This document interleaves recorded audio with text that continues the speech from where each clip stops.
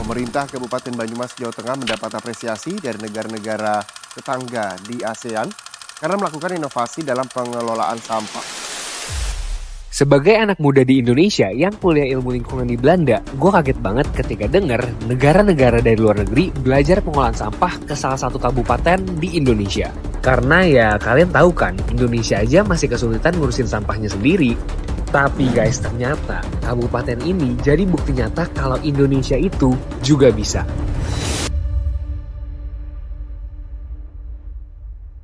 Ini dia Banyumas, kabupaten yang dulunya darurat sampah, bahkan bisa menghasilkan 600 ton sampah per hari, tapi sekarang 80% sampahnya berhasil diolah. Dan sekarang Banyumas itu jadi salah satu daerah yang punya pengolahan sampah terbaik di Indonesia. Kira-kira apa ya rahasianya? Yuk ikutin Owen lihat pengolahan sampah di Banyumas. First impression waktu sampai di Banyumas itu bersih banget. Tapi ternyata kondisi yang sebersih ini tuh berbanding terbalik waktu 5 tahun lalu guys. Yang gue baca dari berita-berita dan cerita dari orang-orang di sini, tumpukan sampahnya itu parah banget. Ini karena tempat pengolahan sampahnya itu masih sedikit, tapi penduduknya makin banyak.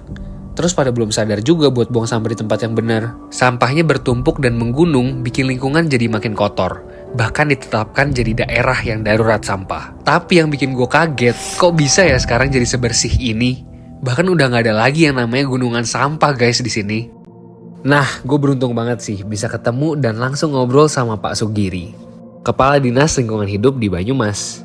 Dan ternyata kata Pak Sugiri, rahasia buat ngatasin masalah sampah yang menggunung itu adalah mereka punya program yang namanya Sumpah Beruang. Sulap sampah berubah jadi uang. Nah, jadi inilah gunungan sampah yang paling awal sebelum ada pengolahan sampah yang sekarang. Katanya dulu itu sampahnya nggak diolah sama sekali, hanya ditumpuk di gunungan sampah ini. Dan sekarang lihat deh, mereka udah stop numpukin sampahnya dan bahkan sisa-sisa sampah yang dulu dibersihin pakai mesin yang namanya mesin huar. Fungsi dari mesin huar ini buat membersihkan sampah yang udah tercampur sama tanah supaya dipisah tuh sampahnya dan tanahnya. Jadi sampahnya gampang untuk diolah ke proses selanjutnya. By the way, kerennya lagi, mesin ini tuh inovasi dari Banyumas langsung loh. Dan sekarang gue lagi ada di tempat pengolahan sampah terpadu Kedung Randu atau TPST Kedung Randu. Jujur gue kaget banget sih, ternyata pengolahan sampah di sini tuh lengkap banget. Nih ya, gue coba jelasin. Jadi sekarang di Banyumas, sampah-sampah di rumah itu udah gak diangkut sama pemerintah lagi, tapi diangkut sama kelompok swadaya masyarakat atau KSM. Bagusnya lagi KSM ini gak hanya ikut ngolah, tapi ikut ngumpulin sampah dan sosialisasi pengolahan sampah ke warga Banyumas juga. Ada sekitar 1.500 orang pekerja dan sekarang satu TPST itu bisa dapat penghasilan bersih sampai puluhan juta. Di TPST Kedung Randu ini, sampahnya itu dipisah antara sampah organik dan anorganik. Sampah organik itu misalnya sampah sisa makanan, sampah kebun, dan lainnya. Sedangkan sampah anorganik itu misalnya botol plastik, kantong plastik, dan lainnya. Itu harus dipisah guys, karena cara pengolahannya itu juga beda banget. Gitu, ya. Sampah yang kami kelola rata-rata satu hari itu 15 ton. 15 ton di sini. Iya, 15 ton rata-ratanya. Oke. Tuh, lihat guys. Ini berarti sampah aja bisa jadi uang juga ya Pak? Bener ya Pak? Sesuai dengan inovasi Banyumas adalah Sumpah Beruang. Sumpah beruang. Sulap sampah berubah uang. Mantap. Yaitu residu. Inilah secara fisik residu. Ini residunya. Iya, ada kain, ada segala macam. Iya. Ini yang kita akan bakar dengan mesin pirolisis. Oke. Ya, insinerator lah, gitu ya. Kemudian yang dipilah lagi adalah anorganik. Anorganik itu dari berbagai macam item rongsok. Iya. Ada botolan plastik segala macam gitu. Ya ini contohnya itu. Ada kardus, ada kertas dan sebagainya. Oke. Ya, gitu. Mesin gibring ini lebih kepada mesin cacapilah. Mencacah sampah yang sudah dipilah itu, nanti secara otomatis organik akan keluar ke sana, terpisah sendiri. Ini plastiknya. Ini organik langsung jadi pupuk ya Pak? Ya tadi saya di sana sampaikan manfaatnya banyak. Bisa untuk pakan magot, bisa untuk kompos, ya, bisa untuk RDF, bisa untuk BPJP. Berarti ini sampah masuk, terus yang anorganik ke sana, dan yang ini ke sini, yang jadi pupuk langsung. Iya. Ini adalah bahan RDF. Oke, ini semua nih. Ya, nanti kita, karena menyesuaikan spek, SPI speknya kan secara size maksimal 10 cm. kadar air di bawah 20%. Ya. Sehingga ini belum masuk. Harus ada proses lanjutan. Pengeringan. Ya, dicacah dan pengeringan. Puffing ini. Puffing plastik. Puffing plastik. Iya, ini. Yang dari sana tadi saya sampaikan. Bikin di sini juga. Awalnya di sini, sekarang dia di TPA BLE karena sini kan keterbatasan tempat gitu ya. Semuanya awal program itu di sini. Oh, di sini. Iya.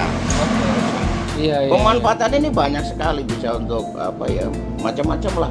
Iya. Karena ini secara uji tes kan kandungan proteinnya sampai 60%. Iya. Bagus untuk ikan, ayam. Mana telurnya mana? Oh ini dia. Nah, Ini telur telurnya. maggot. Ya, ini telurnya. Ini sekitar berapa hari Mas Wahyu? 3 hari. 3 harian akan menetas menjadi baby lembut mana? Baby yang lembut. Seperti apa?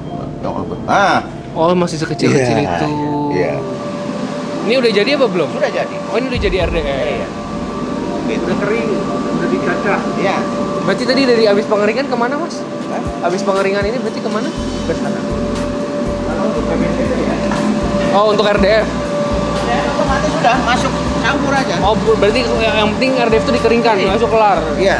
Karena ADF kan secara fisik Iya. bisa dari apa saja. Iya, iya. Yang penting tidak ada logam dan benda keras. Iya. Kan gitu. Iya. Secara kadar air sudah ada speknya di bawah 20%. Iya. Yang penting dikeringkan gitu ya. Tuh lihat tuh, hijau semua, guys. Dulunya gunung sampah, ini jadi gunung beneran. Nah, begitu.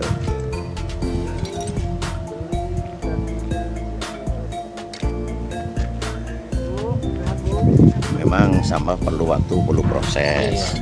Tidak semudah membalikan Bener, telapak tangan. iya. Susah ya. Perlu waktu, perlu proses. Iya, Tapi bisa. benar. Saya jawab bisa. Nyatanya saya bisa. Sudah 5 tahun. Bisa kan? Di sini sampah sisa makanan bakalan dimakan sama ulat maggot yang nantinya bakalan dijual dan digunakan untuk pakan hewan ternak. Terus sampah plastiknya nih yang udah kurang bagus bakalan dikeringin, dicacah untuk dijadiin bahan bakar pengganti batu bara atau yang namanya refuse di-refuel RDF. Baru deh sisanya nggak bisa keolah bakalan dibakar di mesin pirolisis. Nggak hanya TPST Kedung Randu aja guys, tapi ada 23 tempat pengolahan sampah lainnya yang tersebar di Banyumas yang kayak gini. Pokoknya sampah yang masuk bakalan diolah langsung di tempat pengolahan sampah yang terdekat. Nah, setelah semua sampah-sampah beneran diolah di TPST atau di KSM, sisa sampah yang nggak bisa diolah bakalan dibakar di mesin pirolisis dan ada juga nih yang bakalan berakhir di tempat pemrosesan akhir berbasis lingkungan dan edukasi atau TPA BLE Banyumas. Jadi bedanya apa ya TPA BLE sama TPST Kedung Randu? Bedanya itu dari sumber sampahnya guys. Di TPST, sumber sampah yang diolah itu dari rumah-rumah. Sedangkan TPA BLE itu khusus sampah yang udah nggak bisa diolah banget di TPST. Sebenarnya proses pengolahannya itu kurang lebih sama sih kayak di TPST. Ada ulat maggot, ada yang dijadiin RDF juga, ada mesin pembakaran pirolisisnya juga. Ya sebenarnya menurut gua, TPA BLE ini tuh jadi lapisan kedua pengolahan sampah di Banyumas. Supaya lebih sedikit tuh yang gak keolah sama sekali. Tapi yang paling membedakan adalah di TPA BLE ini ada pengolahan sampah plastik untuk dijadiin paving block dan genteng. Dan di proses akhir kalau sampahnya itu semuanya udah gak bisa diolah, baru deh masuk ke mesin pirolisis ini untuk dibakar sama kayak di TPST tadi. Oke guys, sekarang kita langsung lanjut lagi ke TPA BLE, tempat pemrosesan akhir berbasis lingkungan edukasi. Jadi namanya tetap TPA, padahal ini tuh TPST kurang lebihnya. Ini gedung budidaya maggotnya.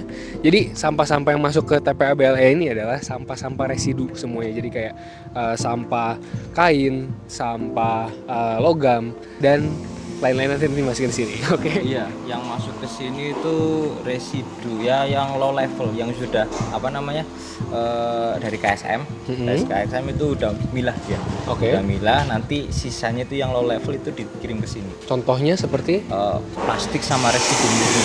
residu murni. Oke. Kain-kain sama Ya, itu residu murni maksudnya. Oke. Nah, maksudnya residu murni itu kain-kain, pampers, popok, sandal, apapun itu yang nggak bisa diolah. Oke, karet juga ya. Nanti ada KSM yang nggak punya mesin pembakaran pirolisis, nanti dia dikirim ke sini. Ke sini Soalnya juga. kita ada mesin pembakaran itu ada 5. Oke. AWS 100-nya itu 3 yang besar, AWS 50-nya 2. Oke. Kecil-kecil beda-beda.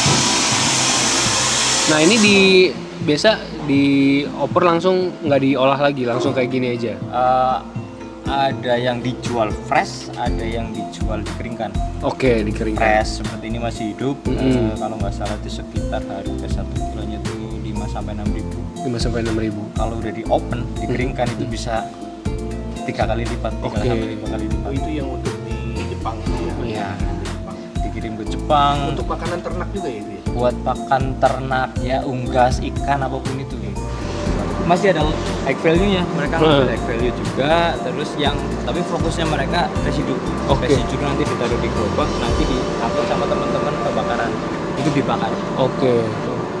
Wah, coba naik deh. Tuh.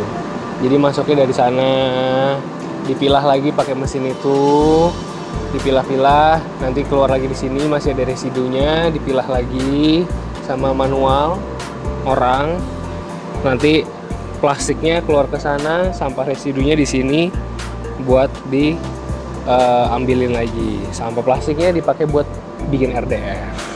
Iya, ini kalau lebih yang ini rapi. Lebih rapi, lebih halus. Karena otomatis pakai Otomatis. mesin. Beratnya juga lebih ringan. Oke.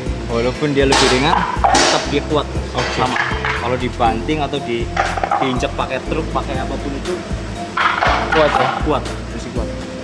Nah, cuman bahan pembuatannya itu dari lelehan yang tadi, lelehan plastik. Iya. Nanti dikeringkan.